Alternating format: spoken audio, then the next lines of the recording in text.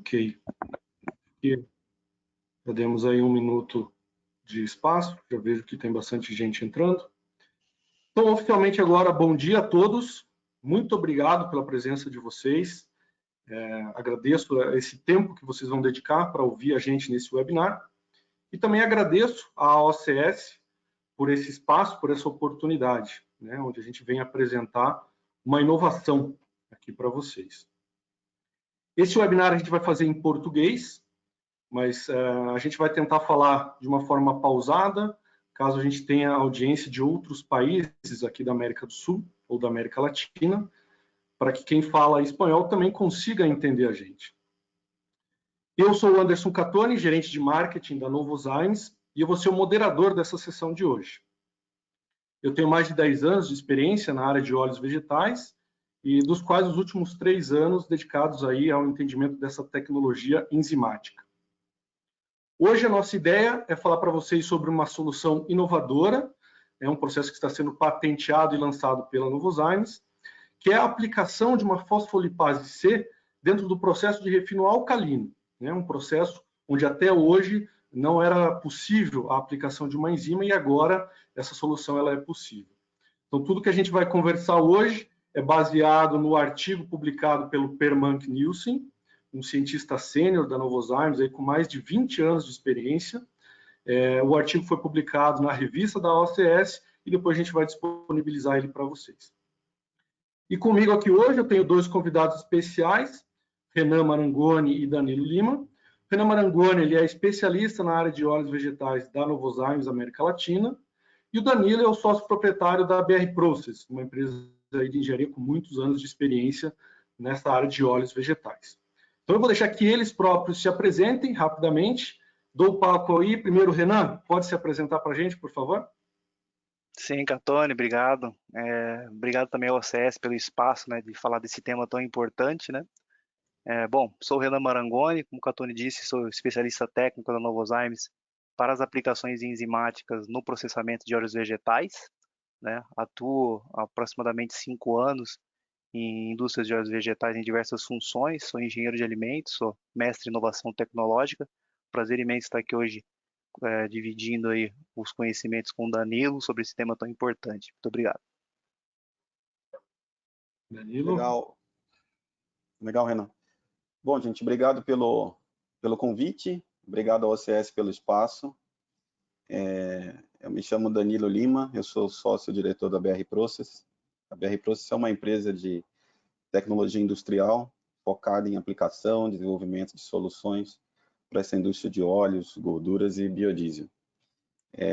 Eu tenho um pouco mais de 15 anos de experiência na área de processamento de óleos vegetais. Trabalhei com produção na Agropalma, depois eu fui para a Alfa Laval, trabalhei como engenheiro, gerente de processo, e há 8 anos trabalho junto aí com essa empreitada da BR Process, especialmente focado em desenvolvimento de soluções de valor agregado, onde a gente tem um carinho bastante especial aí pelos processos enzimáticos. Legal. Obrigado pela disponibilidade de vocês. Antes da gente mergulhar no tema, eu queria fazer um alinhamento rápido para quem está ouvindo a gente. Hoje a sessão ela vai ser um bate-papo, né? Não é uma apresentação contínua, nós vamos realmente intercalar entre Renan e Danilo, conversando um pouquinho sobre esse tema. E eu queria começar, na verdade, fazendo um alinhamento básico com todos vocês, né? Eu acho que para todo mundo estar na mesma página, né? Antes da gente começar a conversa, a gente precisa entender um pouquinho, né? Revisar conceitos do que são os processos disponíveis hoje, um pouquinho sobre enzimas. E eu gostaria de começar, na verdade, falando sobre as opções de processo disponíveis hoje. E para isso, então, eu gostaria de convidar o Danilo, que tem uma bagagem longa aí nessa implantação. Danilo, você pode explicar para a gente um pouquinho sobre quais são os processos disponíveis hoje, por favor? Legal, Catoni. Quando a gente fala em refino, processamento de óleos vegetais, classicamente a gente divide em 2 grandes grupos, né? 2 grandes rotas principais. É o que a gente chama de refino alcalino e refino físico. O que é a diferença básica dos dois? É de que forma a gente vai remover um dos principais contaminantes do óleo, que é a acidez livre. No refino alcalino, isso é feito através do uso de soda cáustica, que vai transformar essa acidez livre em sabões. E no refino físico, né, essa acidez, ela é destilada lá na desodorização, tá? Lá no finalzinho do processo. Tem duas variáveis grandes aí que deram uma bagunçada no bom sentido nessas opções. Primeiro foi, hoje, metade, por exemplo, na nossa região aqui, Brasil e Cone Sul, metade do óleo processado, praticamente, ele vai para biodiesel, não para consumo humano. Né? O óleo que já é degomado, metade vai para biodiesel, metade para consumo humano. Então, a rota de refino do biodiesel é mais simples, tem outras alternativas aí para remover a acidez, que não uma das duas que eu acabei de falar. Né? E a outra variável que surgiu, felizmente, nos últimos 10 anos, é a aplicação em larga escala de enzimas. Né?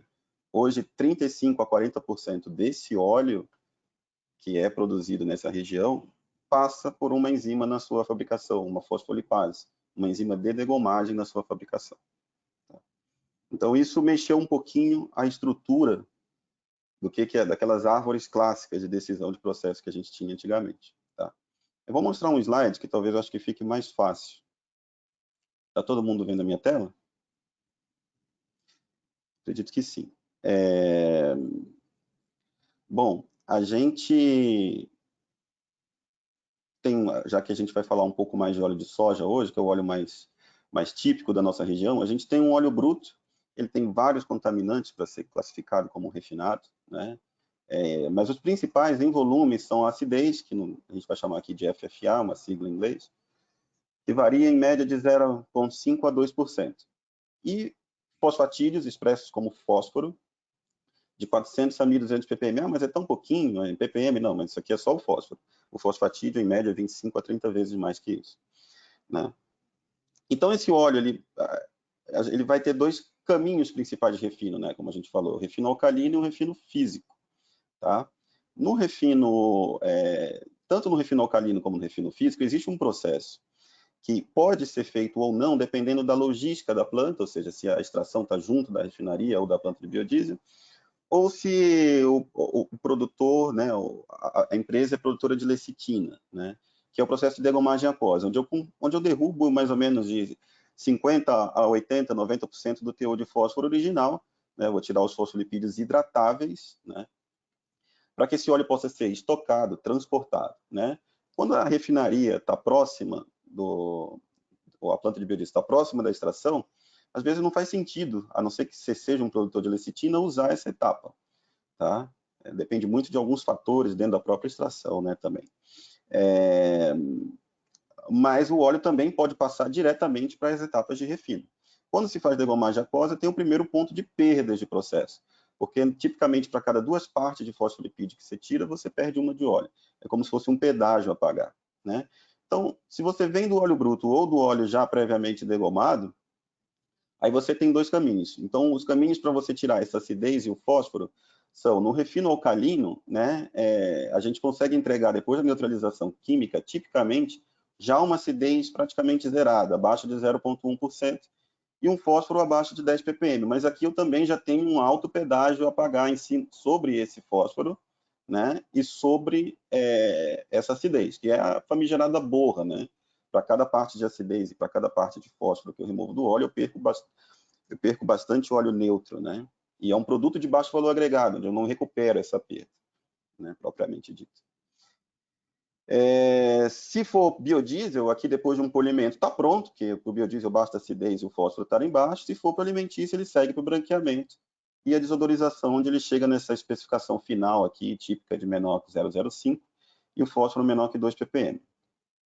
Ora, mas eu não quero perder a acidez como sabão, eu quero perder como ácido graxo destilado, que tem 70%, 60% do valor do óleo e não 10%, 15% do valor do óleo. Né? Tudo bem, então o caminho que você tem que tomar é o refino físico. O problema é que por muito tempo esse refino físico foi meio que abandonado dentro da nossa indústria, porque o primeiro processo dele, ou seja, um processo que tira fósforo, mas não tira acidez, era o que a gente chamava de degomagem ácida, ou degomagem especial, top de gama, em diversas variações. Ele tem um probleminha esse processo. Primeiro que, tudo bem, eu não vou pagar o pedágio sobre o ácido graxo, mas o pedágio que eu tenho que pagar sobre o fósforo é muito elevado, ainda mais alto do que da neutralização química. Tá?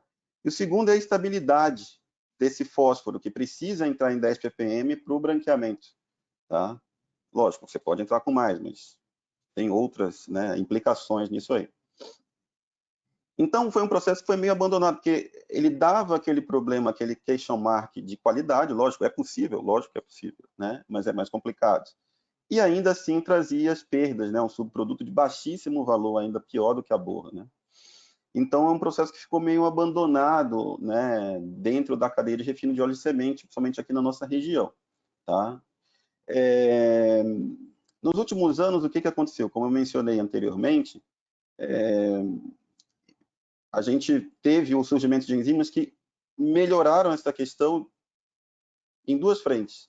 Primeiro, o uso de enzimas PLA, né, que vão justamente resolver o problema que essa degomagem ácida tinha. Na verdade, resolver e reverter, né? O problema de altíssimas perdas, a gente passa a ter baixíssimas perdas, ou seja, continua tendo um refino físico, né, redução de fósforo, só que em vez de pagar muito óleo por esse fósforo removido, eu estou perdendo óleo como nunca, né? Muito pouco óleo, né?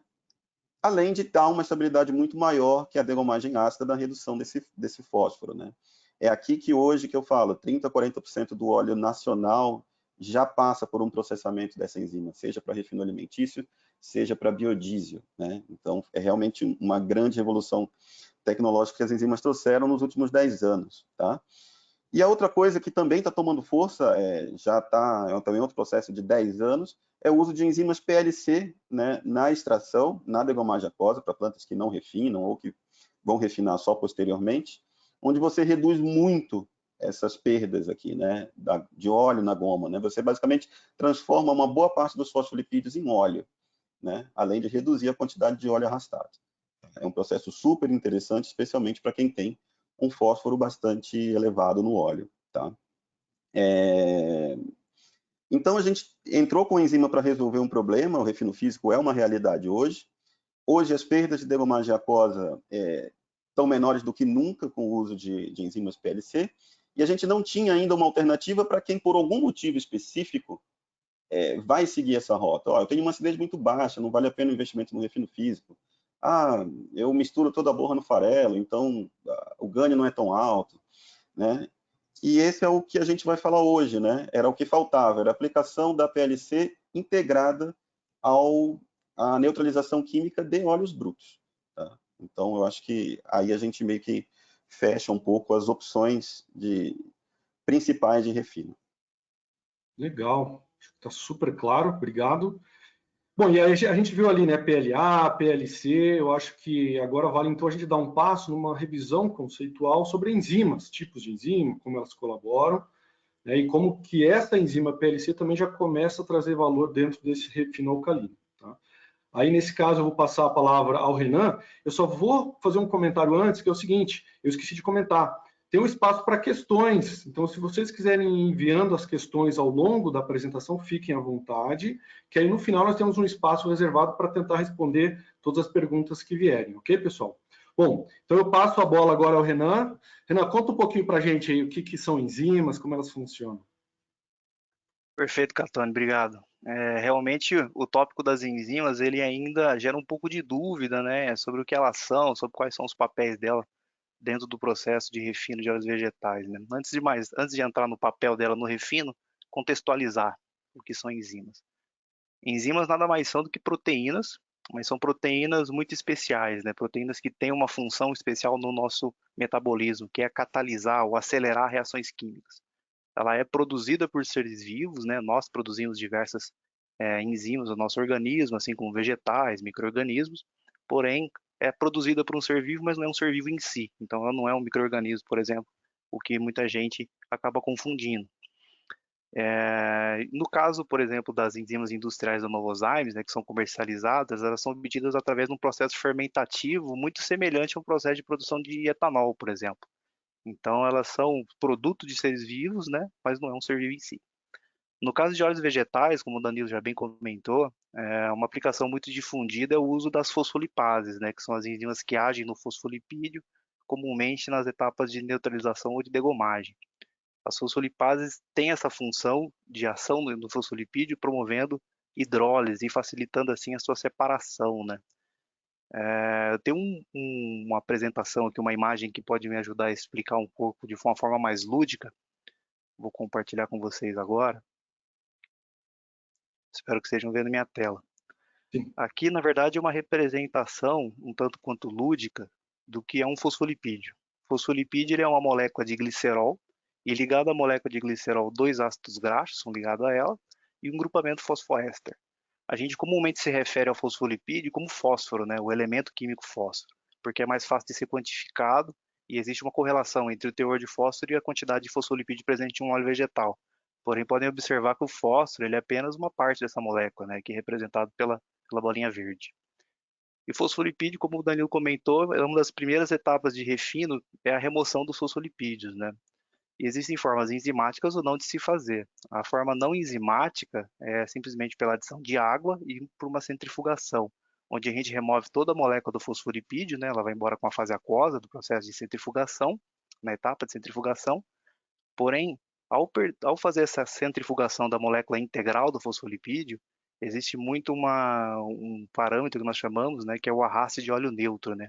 Uma característica importante do fosfolipídio, o fosfolipídio é uma molécula emulsificante, ou seja, ela tem a capacidade de se ligar, né, de orientar tanto água quanto óleo. Isso favorece a sua remoção, né, a sua adição de água para centrifugação, mas também atrela muito a perda da sua remoção, porque ao removê-la do óleo, ela orienta muito óleo junto, né, muito óleo neutro, óleo bom, que poderia estar sendo processado nas etapas posteriores. A coisa começa a ficar interessante com o uso das enzimas, né? Como o Danilo comentou, um dos primeiros casos que já está aí há anos no mercado é o uso das fosfolipases A, das PLA. PLA é uma sigla para fosfolipase A, né? E nós temos a fosfolipase A do tipo 1 e do tipo 2. A diferença entre elas é que elas hidrolisam ácidos graxos diferentes, mas a fosfolipase a PLA, ela tem a característica de hidrolisar a ligação entre o ácido graxo e o glicerol. Ao fazer isso, ela libera um ácido graxo desse fosfolipídio e o produto resultante não é mais o fosfolipídio integral, é um lisofosfolipídio. Então, ao promover essa reação, ela retém um ácido graxo na fase oleosa, retém uma parte dessa molécula, e o lisofosfolipídio resultante ele tem um menor poder emulsificante, ou seja, o arraste de óleo por essa molécula é menor. Então, as perdas nesse processo enzimático, né, de separação, elas são menores. E o terceiro caso, que é o caso da enzima utilizada para neutralização alcalina, que é o principal assunto de hoje, é uma PLC. Diferentemente das PLAs, a PLC ela hidrolisa a ligação entre o glicerol e o grupamento fosfoéster. E o produto resultante dessa hidrólise, nessa ligação, não é mais um ácido graxo, é um diglicerídeo. Então, visualmente, vocês já podem ver que uma boa parte dessa molécula que estaria toda sendo perdida no processo sem enzimas, ela fica retida na fase oleosa. O diglicerídeo é muito semelhante ao óleo, que é triglicerídeo, né? E o fosfoéster resultante também dessa hidrólise, ela tem um poder emulsificante muito menor. Então, existem distintas enzimas, existem também PLD, que não é o caso da gente comentar hoje, mas elas hidrolisam em sítios ativos diferentes, gerando produtos diferentes. E com essa hidrólise, né, com essa alteração do produto resultante, que é um lisofosfolipídio ou um grupamento fosfoéster, as perdas desse processo de separação são muito menores também. Um ponto interessante também de frisar, né, é que o fosfolipídio, na verdade, eles é um grupo de moléculas distintas, né? A gente chama de fosfolipídio, mas existem fosfolipídios distintos. E quando a gente fala de óleo de soja, do óleo de soja bruto, o óleo de soja é um dos óleos vegetais que mais contém fosfolipídio natural, né? Naturalmente na sua composição. A gente tem 4 fosfolipídios majoritários, né? O fosfaditilcolina, fosfaditiletanolamina, fosfaditil-inositol e o ácido fosfatídico, e alguns outros fosfolipídios minoritários que na soma ali chega a 13%. Importante frisar que a Corabush, que é a Novozymes Corabush, é uma enzima PLC, utilizada tanto na degomagem aquosa como também no refino alcalino, na neutralização alcalina atida por enzima. Ela tem a capacidade de hidrolisar cerca de 75% desses fosfolipídios que são presentes naturalmente no óleo, que são representados majoritariamente pelo PC, PI e PA. Ela não tem atividade, PCPI e PI. Não tem atividade com o PA e também com algumas outras variantes dos demais fosfolipídios quando estão ligados a íons de cálcio e magnésio, que são chamados fosfolipídios não hidratáveis. Existem formas de se hidratar, porém, ela tem menor eficiência nesses tipos de fosfolipídio. Como comentei anteriormente, né, a Corabush, ao hidrolisar o fosfolipídio, ela os converte em diglicerídeo, e o diglicerídeo é rendimento. Tecnicamente, diglicerídeo vai ser vendido como óleo, né? Aqui visualmente a gente pode já observar qual que é o efeito dessa ação enzimática num produto, né, num processo com e sem enzimas. Podem observar no processo de neutralização com a enzima Corabush, em um processo sem enzimas, o teor ou a quantidade de subproduto gerado, que no caso aqui é borra, é muito menor do que no processo sem enzimas.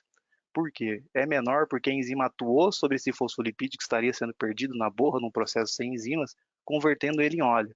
Então, a ação enzimática é gerar menos do seu subproduto, que no caso aqui é a borra, que tem um menor valor comercial, e mais do seu produto principal, que no caso é o óleo. Então, visualmente, a gente já pode observar isso em testes de laboratório e industrialmente isso também se concretiza, né? Porém, para ter o máximo de eficiência, a enzima ela precisa obedecer certas condições de processo, como qualquer reação industrial, né? Existem parâmetros ali que devem ser respeitados para que ela atue no seu máximo de eficiência. E no caso da Novozymes Corabush, que é uma PLC, os parâmetros principais são a temperatura, uma temperatura mais amena, de 50 a 55 graus. A água é necessária para a reação, a gente comenta de 2 a 3%. O pH, que é um parâmetro muito importante em reações enzimáticas, para o caso dessa enzima, é um pH não ácido, próximo da neutralidade ou da alcalinidade, acima de 6. A quantidade de enzima também é importante para promover esse contato, essa interação com o substrato, que é o fosfolipídio. Então, a dosagem de enzima gira em torno de 150 a 200 ppm, ou quilograma por tonelada. Tempo de contato de 60 a 120 minutos, depende muito da quantidade de fosfolipídio inicial e também depende muito da engenharia dos reatores, né? Mas ela precisa de um tempo para promover esse contato e promover essa conversão. Então, são uns parâmetros de condições que otimizam ou deixam a enzima no seu máximo de atuação. E como a enzima converte fosfolipídio em diglicerídeo, quanto mais fosfolipídio existe presente no óleo, mais ela vai converter esse fosfolipídio em diglicerídeo. Isso pode ser observado por essa figura, né, que correlaciona o teor de fósforo no óleo de entrada, ou no óleo bruto, e o rendimento esperado. A linha azul desse gráfico, ela se refere ao que a gente chama de delta-DAG. O que é o delta-DAG? É o aumento de diglicerídeo. Então, o óleo de entrada do processo enzimático é analisado o diglicerídeo e o óleo de saída também é analisado o teor de diglicerídeos. Nesse processo enzimático, ocorre um salto, um acréscimo de diglicerídeo. E isso é linearmente proporcional à quantidade de óleo de entrada, de fósforo no óleo de entrada. Então, quanto mais fósforo, mais diglicerídeos vai ser gerado. Porém, como eu comentei, o rendimento desse processo ele não é único e exclusivamente relacionado somente ao diglicerídeo. Tem aquele óleo neutro que deixa de ser arrastado por causa da hidrólise do fosfolipídio. Então, a gente estima que para cada diglicerídeo gerado, 50% desse volume é óleo que deixa de ser arrastado pela borra.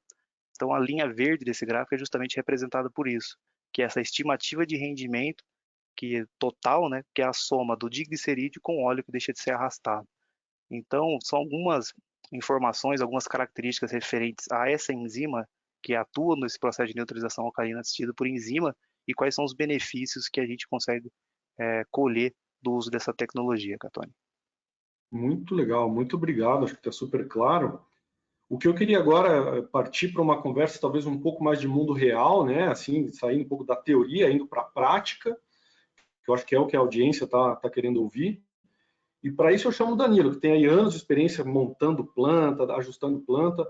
Danilo, explica para a gente que tipo de ajuste, como que funciona a implantação de uma solução como essa numa planta que está funcionando normal de refino alcalino hoje.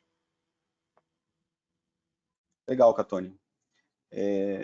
Eu acho que essa explicação do Renan aí foi interessante aí para a gente entender um pouco melhor dessas modificações que a gente precisa fazer. A primeira coisa que a gente tem que lembrar é que nós estamos falando hoje é de um processo de refino alcalino, refino químico, né, neutralização química, onde a gente vai inserir uma etapa PLC dentro desse processo. O óleo de saída tem as mesmas características de qualidade da neutralização química convencional.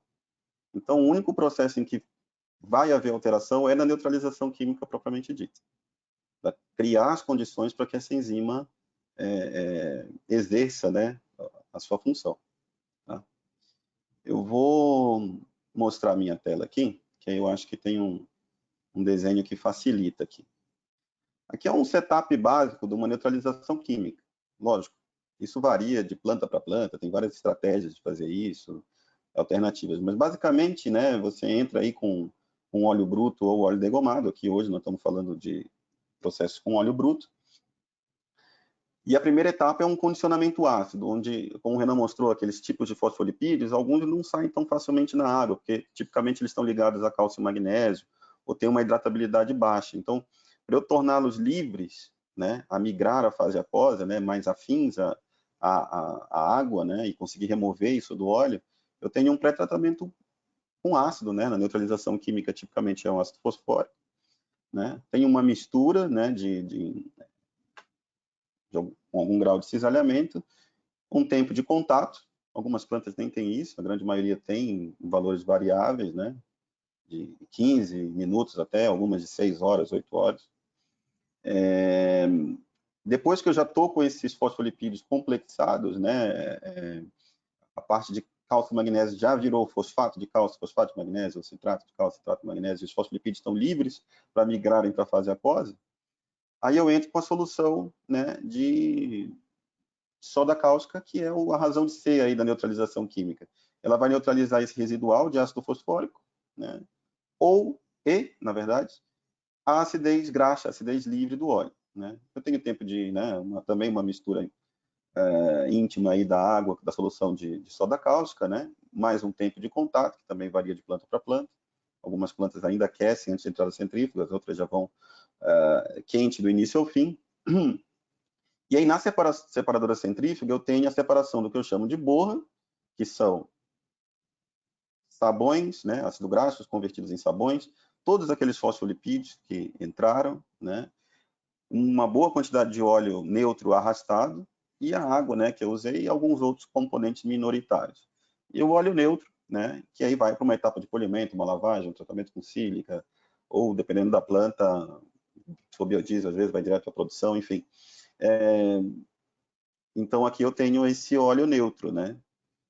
Agora, o processo que a gente está falando hoje, que a gente também chama carinhosamente de KINAI, é um termo em inglês, mas é um refino químico assistido por enzimas. O que a gente está falando, basicamente, né? A gente está falando que a primeira etapa é igual, tá? Eu não mexo em nada nessa primeira etapa de condicionamento ácido. Só que aí eu preciso satisfazer as condições que o Renan mencionou. A primeira delas é temperatura. Eu preciso baixar a temperatura desse, que normalmente é feito de 60 a 90 graus, essa etapa aqui de condicionamento ácido, para 50 a 55 graus. Para isso, eu uso resfriadores, normalmente um em backup do outro, né? Porque com o tempo a gente tem um pouco de incrustação, faz limpeza automática e tudo, mas a gente sempre tem um em backup do outro. E, opcionalmente, a gente também tem regeneradores, porque eu vou ter produto frio lá na frente, né? Mais frio da saída da reação enzimática, que pode me ajudar já a resfriar esse produto quente, assim economizar energia. Bom, eu satisfiz a primeira condição, eu estou a 55 graus, aí eu vou fazer a dosagem da solução alcalina. E aqui é uma segunda diferença. Em vez de fazer ela na totalidade, como eu faço aqui em cima, eu faço uma parte só, porque aqui eu não quero chegar num pH de 12, 13. Aqui, tipicamente, eu vou dosar de 20 a 40, 50% do total de soda que eu preciso, tá? Só para chegar num pH acima de 6, tá? Feito isso, tá? Eu já posso dosar enzima, porque eu já tenho pH, já tenho temperatura. Eu faço a dispersão dessa fase da mistura oleosa aquosa, né, com enzima, com um equipamento que a gente chama de misturador de alto cisalhamento, que quem conhece plantas enzimáticas de PLA ou PLC já é bastante familiar com esse tipo de equipamento. Ele era mais complexo, hoje ele é um equipamento super simples. Ele vai fazer uma dispersão super fina das gotículas de água no óleo, né? E isso aumenta a superfície de contato, né, entre a água e o óleo, aumenta a área de interface, que é justamente onde as enzimas atuam. Como eu doso muito pouca enzima, né, a dosagem de enzima é pequenininha, eu preciso que essa distribuição esteja muito bem feita, né, que esse contato entre as fases esteja bastante íntimo, né? E aí eu preciso das 2 horas de tempo de contato que o Renan explicou. Aqui a gente tem uma visualização com 2 reatores, né? Mas tipicamente plantas até 1.200 toneladas dia, que é um grande range aí de plantas, a gente pode fazer num reator só sem ficar complicado, né? Então, tipicamente é um reator só, tá? Feito isso, o que eu vou fazer? Ué, eu não esfriei a 55 graus, eu vou ter que reaquecer de volta a 85, né? porque eu preciso de viscosidade baixa para a separação centrífuga ser boa, né? Ter menos perdas, né? Eu ter mais facilidade na separação. Só que lembra também que eu não coloquei toda a água e toda a soda? Aqui eu completo, tá? De maneira que eu atinjo o requerimento de 2% de água mínimo na soma dos dois, tá?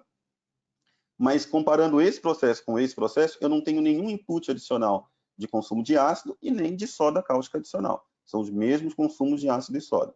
A única diferença, na prática, é que eu inseri essa nova etapa que está aqui entre essas chaves. Tá? Então, essa é a adaptação do processo atual. É alguma coisa que acontece entre o tratamento ácido e a separadora centrífuga. Legal, deu para visualizar super bem, mas eu vou abusar um pouquinho, Danilo, vou te explorar um pouquinho mais aí nesse tema, porque eu também imagino que a nossa audiência deve estar se perguntando, vi aqui como que instala, mas e aí? Quanto custa essa brincadeira, né? O pessoal tem tudo aquilo, é muito caro para instalar. Então eu queria que você falasse um pouquinho para a gente, vamos falar de dinheiro, de investimento, payback, conta para a gente aí, com base na tua experiência, qual que é a visão em relação a esse mundo financeiro para implantar esse processo? Olha, sobre a implantação de um processo desse, claro que isso vai variar com uma série de fatores. Capacidade da planta, se você vai numa empresa de engenharia e pede um fornecimento turnkey, ou se você vai comprar os equipamentos para montar, se você vai para um sistema com regeneração, sem regeneração, enfim. Tem equipamentos na planta que podem ser aproveitados, né, para inserir essa etapa nova. Mas vamos pensar num pior caso, uma planta de capacidade média, 600 toneladas dia, você não deveria investir mais aí do que 750, 800 mil dólares, tá? Vamos falar 4 milhões de reais, para um projeto total, fornecimento turnkey, tá? Uma planta de 600 toneladas dia. Pode ser alguma coisa mais ou menos 20, mas pode servir para a gente fazer um número, né? Então, vamos pensar em 4 milhões de reais para turnkey, né? Para 600 toneladas dia, vamos falar em 180 mil toneladas por ano de óleo, né? E aí você me perguntou sobre quanto custa, qual que é o payback. Então, vamos ficar com aquele número na cabeça. Vamos considerar um óleo primeiro de massa laminada, 600 ppm, né, de fósforo, que é um fósforo não tão bom, né? A quem gosta de implantar um processo enzimático, quanto pior o fósforo, melhor, né? Quanto maior o fósforo, maior o ganho, porque maiores são as perdas do processo tradicional. É aquela curva que o Renan mostrou, né? Mas ainda assim, para o processo de KNAI, de neutralização química assistida, a gente tem uma estimativa de um ganho de rendimento de 1,2% em relação à neutra química do óleo bruto sem enzima. Isso são 12 quilos de óleo neutro, não é de óleo degomado, de óleo neutro por tonelada processada. Era óleo neutro que seria perdido na borra, né? Vamos considerar um valor de R$4, a gente sabe que esse ano foi meio louco, então já foi muito mais que isso, mas a normalidade é um pouco menos que isso, o dólar, enfim, ninguém sabe. Então, vamos colocar uma média de R$4 para facilitar a conta. Isso seriam R$48 a mais de receita adicional na planta. Tá? Mas se apareceu 12 quilos por tonelada de óleo, sumiu esses 12 quilos de algum lugar. Isso sumiu da borra, né? Eu transformei parte dos fosfolipídios em óleo e deixei de perder óleo neutro arrastado. Então, eu perdi borra em base seca, né? Considerando um valor médio aqui de R$1, já me desconta R$12 dos 48 que eu ganhei. A enzima, como o Renan mostrou, varia, 0,15 a 0,20, né? Depende do óleo, depende de uma série de fatores, né? 150 a 200 ppm, que são 0,15 a 0,20 kg por tonelada, né? O valor unitário também varia com os volumes, etc., uma série de coisas, né? Mas não deveria, né, para um óleo, não vai ser gasto mais do que R$18 por tonelada processada com o custo de enzima, e a gente tem os outros custos marginais, vapor, energia elétrica, porque mesmo que a gente tenha regeneração, a gente tem que aquecer um pouquinho, né, a energia elétrica dos novos motores, a gente tem ainda um saldo positivo de R$16,70 por tonelada para esse caso hipotético, né? Lógico, cada caso vai ser um caso, né? Mas só para a gente ter uma ordem de grandeza aqui. Então, para aquela planta de 4 milhões que eu falei, se eu ganho 16,70 por tonelada, está até errado, perdão, 180 mil toneladas, isso vai dar alguma coisa na faixa de 3 milhões de reais por ano. Isso seria um payback de 1 ano e 4 meses. Mas com esse processo, agora eu não tenho mais uma goma e uma borra, eu tenho menos borra, eu posso misturar essa borra no farelo. Enfim, se você tiver alguma questão logística, que isso, além do processo em si, te gerar mais óleo, facilite alguma mistura de subproduto no farelo, porque você simplesmente está gerando menos subproduto, aí esse payback tende a ser até um pouco menor, porque em vez de perder como borra, enfim, é uma conta que quem trabalha com extração conhece. Mas, assim, no pior caso, nesse caso aqui, seria um payback aqui de 1 ano e 4 meses. Agora, se a gente vai para um óleo com mais fósforo, que é um óleo de massa expandida, quem tem expander na extração, e comparado com uma neutra desse óleo, aí o número fica bem diferente, né? Porque aí a gente chega a 2% de ganho de rendimento, que é o ganho que quem tem hoje degomagem enzimática PLC na extração observa. Às vezes até mais que isso. No Brasil tem gente ganhando mais que isso já. Então, a gente teria R$80 por tonelada processada. Quando eu faço a mesma conta, o balanço econômico chega a R$34,70 por tonelada. Né? Para as mesmas 4 milhões, né? Só o que mudou foi o óleo, não foi a instalação, e as mesmas 180 mil toneladas, seriam 6 milhões de receita, né? Não de receita, mas já do resultado líquido operacional, né? Anuais, que seria um payback de 8 meses, né? Para essa instalação. A gente fala hoje que enzimas PLC, tanto para extração quanto para neutralização química, provavelmente a aplicação hoje no processamento de óleos vegetais com os melhores taxas de ganho e o melhor payback, desde que não seja produtor de lecitina, enfim, a mudança pura e simples é provavelmente hoje o projeto mais atrativo para uma indústria de óleo. Bacana, acho que super claro, realmente números bem positivos. Mas o que a gente vê ali também, né, que o coração dessas contas realmente é o ganho gerado pela enzima. E acho que aí a gente pode aprofundar um pouquinho mais. Eu queria trazer o Renan para a conversa. Renan, explica para a gente como que estou lá na minha planta, operacionalizando, como eu mensuro esse ganho, como eu controlo esse ganho gerado pela enzima. Perfeito, Catone. Realmente é um tópico importante, né, de como a gente mensura todos esses benefícios aí que a enzima traz, né? Bom, como eu comentei anteriormente, a enzima ela hidrolisa o fosfolipídio e gera um diglicerídeo, né, no caso a PLC. E o diglicerídeo ele pode ser mensurado analiticamente, né? Existem metodologias, inclusive, oficiais da OCS para quantificação do diglicerídeo, por cromatografia gasosa, cromatografia líquida de alta eficiência. Então, uma das formas de mensurar o benefício do processo enzimático é justamente a análise do diglicerídeo, daquela elaboração daquele delta DAG que eu apresentei anteriormente, né, naquele gráfico, que é o saldo de diglicerídeo gerado ou acréscimo de diglicerídeo gerado pela reação enzimática. Então, um óleo de entrada e um óleo de saída no processo enzimático, é possível quantificar os diglicerídeos e avaliar quanto de DAG, de diglicerídeo, foi gerado nesse processo e correlacionar esse diglicerídeo com a expectativa de rendimento, né? Isso é uma forma analítica que pode ser feita em laboratório, pode ser laudado, laboratórios externos e tudo mais, mas não é a única, né? Pensando num ponto de vista mais de planta, né, de dia a dia de planta, existem outras formas de mensuração. A mais simples e mais usual é a instalação de medidores mássicos, né, na entrada e na saída do processo, para quantificação da quantidade de óleo que está sendo produzido ou gerada nesse processo por uma unidade de tempo, dia, hora, semana, que seja, sempre comparando esse processo enzimático com um baseline, que seria o processo químico convencional, né? Para você ver quanto de óleo a mais está sendo produzido nesse processo enzimático e assim você ter o seu rendimento, né? A diferença de um para o outro. Essa é uma maneira. Outra maneira, como eu apresentei também, que visualmente a gente já pode ver que a geração de subproduto é menor no caso de reações enzimáticas. Uma outra maneira de você quantificar os rendimentos é justamente pela menor geração de subprodutos, né? No caso, a mensuração da quantidade de borra que está sendo gerada por células de carga e tudo mais. Então, quantificar a geração de subproduto e através de algumas análises de características desse subproduto que está sendo gerado, como umidade, teor de óleo e alguns balanços de massa, é possível estimar a quantidade de óleo que está sendo produzido ou deixando de ser perdido nesse processo, sempre também comparado com o baseline de um processo convencional sem enzimas.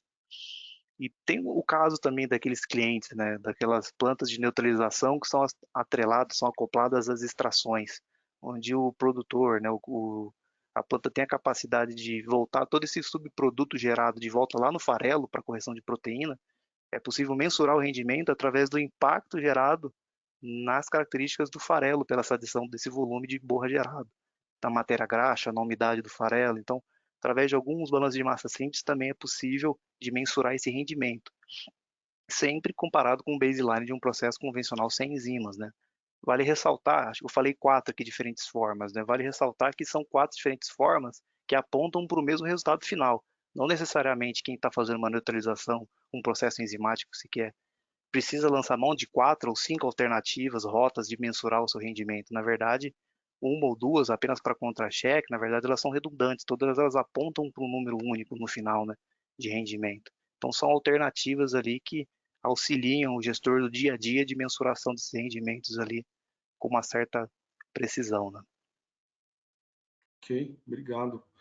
Bom, a gente está meio que caminhando já para o final desse nosso primeiro bloco, né, antes de partir para as questões. Eu vou basicamente fazer 2 perguntas antes, uma para cada um, e aí depois a gente parte para o bloco de perguntas e respostas. E eu vou pegar carona e ainda continuar falando com o Renan aqui. Renan, quando você falou já de como mensurar, das soluções, mas a gente sabe que também no mercado hoje existem N opções alternativas, cada planta, às vezes, de um cliente tem uma estrutura, uma solução diferente. Como que funciona para o cliente comparar e saber qual é o melhor caminho, por exemplo, com essa nova tecnologia, as atuais? Como que funcionaria? Como que ele consegue fazer isso? Sim, Catone, eu acho que é um muito bem colocado esse comentário e também eu acho que é um sentimento geral dos atendentes aqui da nosso webinar, que é justamente o acréscimo de tecnologias, o número de tecnologias disponíveis para refino de óleos vegetais ao longo dos últimos anos, ele aumentou muito. E isso é bom, mas também a complexidade de você avaliar os prós e contras de tecnologias distintas, comparando com sua realidade industrial, acaba ficando um pouco complexo, porque é difícil você avaliar de uma forma equiparada distintas tecnologias, né? Para você avaliar o pró e o contra de cada uma. E justamente pensando nisso, tendo isso em mente, né, uma iniciativa BR Process e Novozymes foi lançada, né, foi desenvolvida uma ferramenta que é totalmente online, que é uma calculadora de rotas de refino. Se chama Oil Profit Calculator, fica hospedada no site, é oilprofitcalculator.com, e é totalmente aberta e fica o convite também para acessá-la. Nessa ferramenta é possível, né, ao usuário da ferramenta avaliar processos distintos, rotas de processos distintas em toda a cadeia de refino, seja degomagem, neutralização, desodorização e branqueamento, visando 3 objetivos principais, né? Ela engloba 3 objetivos principais, que é os produtores de óleo degomado, que são aquelas plantas que extraem o óleo, mas não tem um refino, os produtores de óleo comestível, que são as plantas que têm um refino destinando o óleo para alimentação, né, no final, e também os produtores de biodiesel, que pré-tratam o óleo, né, refinam parcialmente o óleo apenas para a produção de biodiesel. Então, esses 3 guarda-chuvas aí que correspondem à grande maioria das plantas industriais aqui no Brasil. Então, nessa ferramenta é possível o gestor de planta inserir dados muito particulares das suas plantas, por exemplo, características de matéria-prima, quais são os processos que eu estou fazendo, os custos dos meus insumos, os preços da venda dos meus produtos, e ter um relatório muito customizado da sua realidade industrial, do que ele está tendo de benefício com a sua rota principal, e podendo comparar a sua realidade com, por exemplo, a rota que o concorrente está fazendo, ou com aquela tecnologia que está sendo ofertada no mercado. E isso é válido para comparação de rotas químicas com químicas, rotas enzimáticas com químicas, enzimáticas com enzimáticas. Então, é possível fazer uma comparação bastante global. E também serve de um ponto de vista bastante interessante para benchmarking, né? Porque ao inserir sua realidade industrial, com suas características, é possível ele se comparar através da informação de sabendo o que o concorrente está fazendo, qual o processo do concorrente, ele consegue se comparar com a frente ou com atrás do meu concorrente eu estou, né? E a moeda principal dessa calculadora sempre é resultado financeiro, ou seja, no fim do dia, qual que é a rota, qual que é o processo que vai me dar mais resultado financeiro por tonelada, né? Qual que vai dar mais ganho por tonelada. Então é uma ferramenta online, fica aqui o convite para acessar, caso tenham dúvidas, feedbacks, a gente também fica à super disposição, porque é uma coisa que veio para tentar ajudar o mercado de óleos vegetais global a tomar essa tomada de decisão de escolha de tecnologias. Legal, muito obrigado. Acho que já digitei ali no chat também o endereço. E, bom, a última pergunta desse bloco, então, para o Danilo. Danilo, a gente visita, né, vários clientes, conversa bastante sobre PLC, sobre o DAG, e algumas vezes a gente ouve uma preocupação em relação à formação de IgE, de 3-MCPD, que é uma preocupação válida, mas que acho que tem alguns mitos, né? Você pode falar um pouquinho para a gente sobre isso, o que acontece, se tem perigo ou não? Legal, Catoni. Primeiramente, quando a gente fala em DAG, a primeira coisa que a gente tem que lembrar é que ele está muito mais correlacionado com o teor de glicidilésteres, né? Glicidiléster foi um potencial carcinogênico que é classificado, identificado há 30 anos atrás, mas que, assim como a gordura trans há 20 anos atrás, começou a entrar realmente na lista de contaminantes a serem verificados, a serem estudados, a serem mitigados em óleos refinados, né? Então, é uma informação relativamente nova, né? E que sempre foi identificado uma quantidade muito alta nos óleos de palma refinados. Bom, mas quando se começou a entender um pouco mais dos mecanismos de como que esse glicidiléster é gerado no óleo refinado, começou a se entender por que o óleo de palma tinha um teor de glicidilestres tão alto.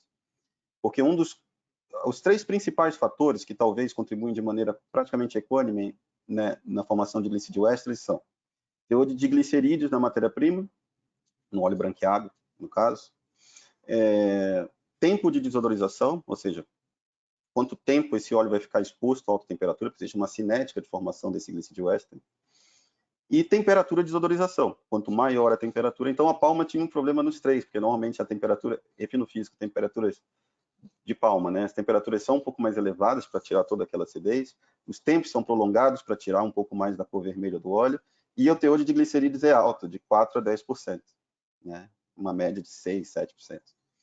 Então, assim, é natural que o óleo de palma tenha valores maiores. E a comunidade europeia, depois de 10 anos, começou agora, mas quanto que é? Isso variava muito de mercado para mercado. Quanto que é o limite de glicidilester? Hoje a comunidade europeia estabeleceu uma diretriz que eu acho que vai pegar, assim como foi o trans, né? Que é uma coisa de 1 ppm em óleos refinados e meio ppm máximo em óleo que vai para infant food. Como é que está a indústria da palma hoje? Tem muita empresa de óleo de palma entregando abaixo de 1 ppm, mesmo com diglicerídeo lá em cima, mesmo com, né? Existem técnicas, existem metodologias para fazer isso. Mas, bem, o que a gente está falando aqui, vou até pegar um slide aqui para me ajudar. Aí fala assim, mas o problema é de glicerídeo, você quer formar de glicerídeo no meu óleo? Mas em que nível que nós estamos formando, né? Se a gente pega aqui o óleo de soja brasileiro típico, a gente fez um mapeamento e a média do teor de glicerídeos é de 0,5% a 2%. Após o tratamento PLC, ele vai aí ficar na faixa de 1,5% a 3%. E aí a gente tem vários estudos que corroboram isso, mas vou pegar 2 que são bem claros, né, de fontes super conceituadas, né? Esse da direita, inclusive, do Dr. Matthaus, é uma das principais referências em glicidilester 3-MCPD no mundo, né? E elas meio que convergem para a seguinte coisa, que até mantidos constantes os demais parâmetros, que são tempo e temperatura de desodorização, como é que esse glicidilester varia com o teor de glicerídeo no óleo? Ambos, né, os pesquisadores encontraram que a partir de 4% que o negócio começa a pegar, né? A gente começa a ter realmente uma preocupação. Então, para a palma é pior ainda. É realmente aonde eles estão, né? Normalmente, o produtor de óleo de palma tem esse problema. Mas a gente começa a ver que a partir de 4% que a gente tem realmente uma formação de glicidilester, aqui 3-MCPD e related compounds, que inclui glicidilester, né? Que ela realmente se torna relevante. Tá? Então, a gente está falando de chegar num valor ainda abaixo do nível em que ela se torna relevante. Então, ora, eu tenho temperatura de desodorização, eu tenho tempo de desodorização para regular, para me preocupar. Realmente, a contribuição da PLC dentro disso é mínima. Então, é possível que alguém que esteja processando um óleo refinado PLC, né, que passou por um processo PLC, mas que está trabalhando com uma temperatura controlada e um tempo de desodorização controlado, esteja melhor do que alguém que esteja com descontrole no tempo de desodorização ou na temperatura de desodorização. E lembrando que o processo que nós estamos propondo, falando hoje, é um processo de fenolcalino, onde essas temperaturas tipicamente são baixas. Então, assim, a chance disso ser um problema para a glicidil éster é muito baixa. E não é só chance, é realidade, né? A gente tem refinarias fora do Brasil que processaram óleos que foram submetidos a processo PLC aqui no Brasil ou mesmo fora do Brasil, e que os teores de glicidil éster não são nada diferentes de um processo convencional, porque tem parâmetros muito mais relevantes nessa faixa de diglicerídeo do que o próprio conteúdo de glicerídeo. Ok, entendido, muito bom. Obrigado, Renan, obrigado, Danilo. Vamos tentar pegar algumas perguntas, faltam só alguns minutinhos, mas eu já estava dando uma lida geral aqui em várias perguntas que vieram. Muito obrigado, pessoal, perguntas muito interessantes. Eu vou tentar agrupar um pouquinho os temas para ficar mais rápido para a gente responder. Algumas perguntas que apareceram muito têm relação, duas coisas. A questão do subproduto, da borra, né? Como que fica essa borra, onde eu uso, qual é a diferença. E outra coisa é a qualidade final do produto. Então, acho que, Danilo, você podia falar um pouco para a gente sobre os dois temas, o que acontece com o subproduto e também se isso impacta, de alguma forma, a qualidade final do óleo? Sobre a borra, Catone, vamos primeiro pensar o que é borra, né? Borra é sabões, o ácido graxo que eu transformei em sabões, que eu neutralizei e formei em sabões, fosfolipídios, óleo neutro arrastado, água, e o resto é componentes minoritários, menor que 1%. Né? Qual que é a diferença da borra clássica para essa nossa borra? Passei a usar enzima no processo. Eu transformei parte dessa fração fosfolipídio em óleo, então ela saiu da borra. Eu estou arrastando muito menos óleo na borra, então também está fora. Então tem uma borra que proporcionalmente tem mais água, tá? Mas ainda dentro dos padrões de comercialização de borra, tranquilamente. Mas que tem menos fosfolipídios. Então é uma borra mais fluida, tá? Que vai ter um nível um pouco maior de umidade, mas a qualidade da parte seca é melhor do que a qualidade da parte seca de uma borra tradicional, porque eu tenho menos fosfolipídio. Lembrando que quem vai pegar essa borra não se interessa pelo fosfolipídio. O fosfolipídio é problema. Primeiro que não converte em produto, que é o ácido graxo, né, da cisão da borra, e segundo que ele atrapalha a separação da fase aquosa da fase oleosa no processo de cisão de borra. Então, eu tenho uma borra mais rica, uma borra que tem um valor na parte seca melhor, e ainda assim é uma borra vendável. Sobre a qualidade do óleo, pensando, por exemplo, no biodiesel, não tem diferença nenhuma. Né? A gente tem um óleo neutro, tá? Com fósforo menor que 10 e uma acidez menor que 0,10%. Né? O que a diferença desse óleo para um outro óleo é o teor de glicerídeos que está mais alto. O de glicerídeo é óleo, tecnicamente. Né? Então, se entra numa planta de biodiesel, todo triglicerídeo vira di para virar mono para virar éster. Eu só dei uma encurtada no caminho, então não tem diferença nenhuma. Né? No caso de uma planta alimentícia, também não. A gente vê que a quantidade de glicerídeo que a gente forma, às vezes está dentro até da variação natural que esse óleo sofre durante o ano. Existem plantas, por exemplo, na Argentina, que fabricam 3.000 toneladas de óleo dia com PLC. Esse óleo é totalmente exportado, esse óleo é totalmente processado. Né? O Brasil começou agora com extração PLC, né? Já tem planta funcionando. Então, a gente não vê nenhuma, estando no processo ajustado, nenhuma diferença na qualidade do óleo, propriamente dito. Uhum. Olha, muito obrigado. Bom, vou compilar então aqui também algumas outras perguntas para pedir ajuda aí do Renan. Primeiro, uma pergunta em relação ao tipo de matéria-prima, que pode ser, a gente falou muito de óleo de soja, se é uma solução que pode funcionar em outros óleos, tá? E também uma pergunta sobre as garantias que se podem oferecer por ser um processo novo, como que está a evolução dessa tecnologia no mundo. Perfeito. A gente, Catone, a gente falou muito sobre o óleo de soja aqui justamente pela realidade regional que nós temos, né, de majoritariamente a oleaginosa mais produzida aqui, regionalmente é o soja, né? Porém, essa enzima, ela tem compatibilidade com diversos outros tipos de óleo de soja. O que a gente sempre comenta O que foi muito bem falado aqui, tanto por mim e pelo Danilo, o teor de fosfolipídio ele é a chave para um processo enzimático com rendimento maior. Então, para aqueles óleos vegetais onde o teor de fosfolipídio é alto, a facilidade de você converter uma planta não enzimática para enzimática com PLC é mais fácil, justamente porque os rendimentos não serão maiores, né? Isso não impede de utilizar a PLC em outros óleos, porém os benefícios seriam menores. Então, por exemplo, fora daqui na Europa, ela é muito comum aplicada em canola. Nos Estados Unidos, a gente já viu algumas aplicações de óleo de milho extraído alimentício, né? Não o óleo de milho resultante das plantas de etanol, por exemplo. Então, ela é compatível com diversos tipos de óleos vegetais, sempre tendo em vista o teor de fosfolipídio como ponto de decisão se é vantajoso ou não, né? No tocante a garantias, existem sim garantias, expectativas mínimas de rendimento esperados para esses processos, né? Vale ressaltar, assim como o Danilo comentou, a PLC ela já é uma realidade em extração no mundo todo, inclusive aqui no Brasil, né? E esses processos a gente tem garantias, expectativas mínimas de rendimento que nos norteiam nas nossos projetos de conversão ou de construção de plantas enzimáticas, né? Então, existem sim essas garantias, essas seguranças que o processo pode trazer. Joia. Bom, pessoal, a gente está chegando ao fim. Desculpem, eu tinha outras perguntas, outros comentários também, o pessoal dizendo oi, né? Realmente, muito obrigado pela presença e todos, vários conhecidos, vários amigos. O resto das perguntas a gente vai endereçar logo depois, porque realmente não vai ter mais tempo hoje. Eu aproveito para comentar que dentro do painel aí de vocês tem uma paginazinha Handouts, onde está disponível o artigo que a gente comentou, né, que está sendo usado como base para essa apresentação. É o artigo do Perman, que vocês podem ir até lá e baixar esse arquivo. E aí, então, pessoal, eu encerro aqui esse webinar.